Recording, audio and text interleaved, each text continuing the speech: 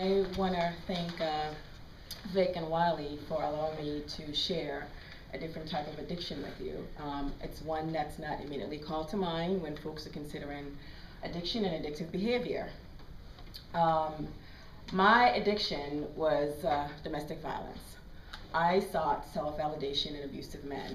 And before I move on with my experience and how I got to being happy or getting to happy and swimming to the top of the rain, I want to let everyone know that domestic abuse is not okay. If there's anyone in this room or someone that you know that is experiencing domestic violence, I do have the hotline number.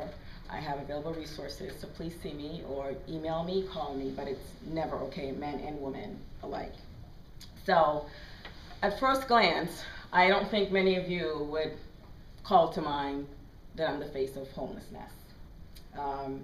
I was homeless from about 7 months due to extreme abusive, basically an extreme beating by my partner. At almost 41 years old, and between the ages of 19 and 35, I continued this behavior. And it took a lot of really, I would say, mental strength to wake up one day and decided that I did not want to remain in this environment. I did not want to raise my child in this environment anymore. So here are some of the things that people really don't consider when they think of domestic violence and addictive behavior, and the parallels between other substance abuse in terms of drugs or alcohol, and we actually face these same things.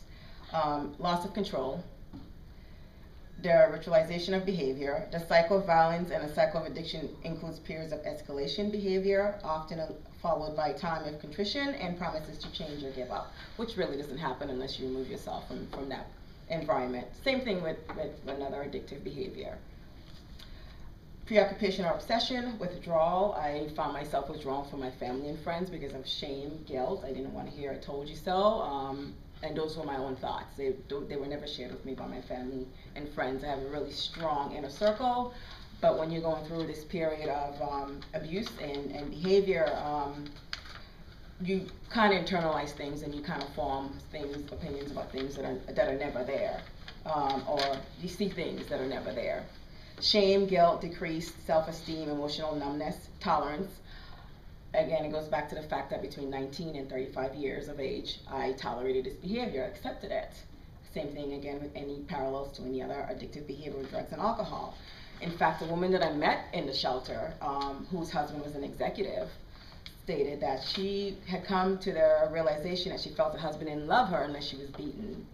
And it took her child being injured, which just sometimes happened, to realize that this was not healthy. She wanted out of this. Let me throw some numbers out to you, and I represent these numbers. 95% of the victims are women. That would be me. A woman is beaten every 15 seconds. That was me. 2 million women are assaulted by their male partners. I just want to let you guys know also that men, too, are victims as well. 35% of all emergency visits are a result of domestic violence. That was me. So I was beaten, 6 weeks pregnant, thrown out a second-story window in Framingham. I don't remember screaming for help. The police came and met my daughter's father kicking me in the back, asking me to get up. They put me in a hospital, Framingham Union, and 2 minutes later they were putting me in a taxi because they had bailed him out. They had given him a $500 bail. He had the money. And there were 2 hospitals in the area, Natick and Framingham, and he was looking for me. Framingham got wind of it and put me in a taxi and sent me to Brockton Women's Shelter. 4 women die each day as a result of abuse. If you guys were watching the news last year, we had a huge percentage of deaths from domestic violence. And 1 in 5 female high school students have reported being physically abused by a dating partner. That's the Mass Youth Risk Behavior Survey. Here's my cycle. My grandmother, my mother, me. I will tell you that oftentimes you hear me speak about my father. My father was, to me, was a great father. I never experienced abuse because at the age of 5, I woke up one day and my grandmother was there and my mother wasn't. She was really beaten badly, where my grandmother came home from Canada and they smuggled her out of the country to New York. My grandmother had experienced it and didn't want her daughter to experience the same thing. Unfortunately, Family disorders adversely affect all family members across basically all generational lines. So I now hope that this cycle ends with my daughter and my niece and my cousins. But this is learned behavior, and unfortunately, it was passed on to me even at the tender age of 5, and continued it throughout most of my adult life. If you think about what someone of domestic abuse looks like, I would have to ask if you see yourself in me. I was raised in a 2-family household, parents married. Father a teacher, mother stayed at home, rich childhood, 2 siblings. I was a tomboy, I did all the fun boy stuff, didn't like Barbie dolls. I fell in my graduated high school from this country at the age of 16, Natick High. Fell in love at 19, my very first boyfriend, who convinced me to have a child because he couldn't see his firstborn son. Had I did the research, I would have found out that he had a restraining order against him because he had beaten her too, so he was a habitual abuser. Badly beaten, escalated to being beaten and thrown out a 2nd-story window when I decided to leave, and he took my keys, and being a strong woman that I thought I was, I said, I'm going to call the police, and then I was showing what would happen if I took the next steps to do so. I became homeless and lived at Hawk in Salem, which is a bad woman's shelter, because he then in turn went and put bullet holes in my parents' house because I wouldn't tell him where I was. So couldn't return home. So I often say to my guys that I may not look like the face of homelessness when I show up in my bright yellow shoes, or I'm always happy. It took a long time for me to get to where I am content with my life, because I know what it's like to not know where you're going to sleep when your term has ended in that shelter. Being without money, you can't go home, you can't call, your parents can't visit. And what's equally worse, I'm pregnant. I don't know where I'm going to live, where I'm going to have my child. I have no health insurance. Life was great one day, and then the next it was all taken from me. So how did I get to happy? It was a struggle. Hawk was the best thing that ever happened to me. I recognized that I didn't want to be in that position anymore one day at the age of 35 when I decided to commit suicide. And I lay down on my bed. And all the men, by the way, were professional men. I had teachers. I worked for Magic Johnson, celebrities.